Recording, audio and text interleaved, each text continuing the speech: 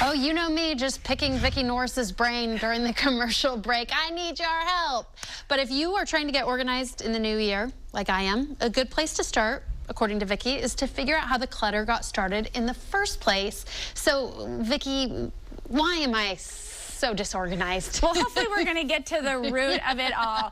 And you know, that's what I love about good organizing. It's really about detective work and getting to the root issues.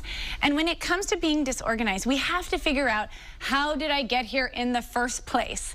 And so that's what I'm going to talk about today, is 3 very common causes of disorganization and what to do about them. That looks like me in the picture, okay.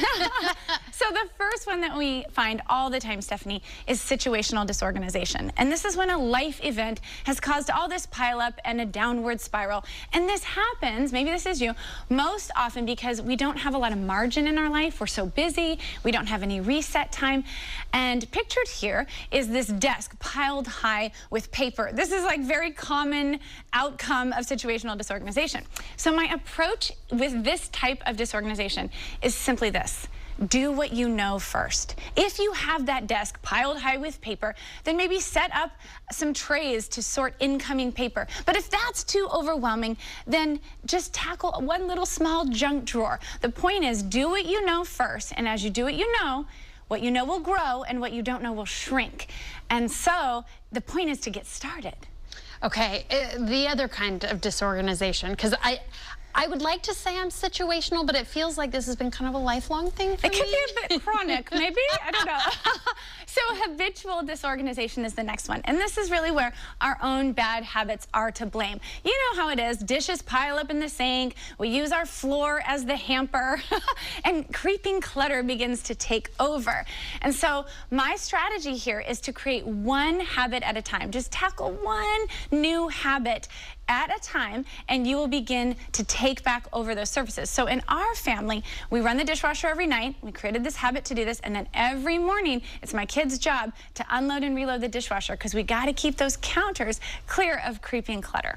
Oh boy. Creeping clutter, that's the term. I showed you a picture of my nightstand during the break. So you say do one thing at a time. What would be that thing for me? Where do I need to start? So that's when you need to take an aerial view of the whole bedroom, not just the nightstand, and kind of figure out what are those causes. My guess, it's kind of grab and dash lifestyle, because you're so busy. And so then we got to get to that root. But I want to share too the third issue that we see so often, and it's called social disorganization. Okay, and this is literally where we collect our way into total chaos.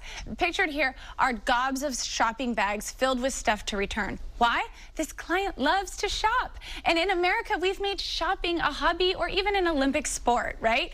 We shop because we're lonely. We shop because we're bored. We shop to get out of the house and be with people. So the strategy here is to get out of social disorganization the same way we got in, which is socially. So my tip here is to organize in community.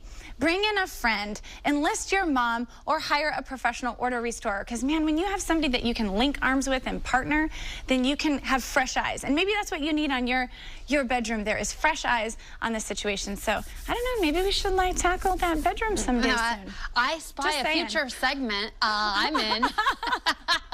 Vicki, thank you so much. Those were great tips. Thank you.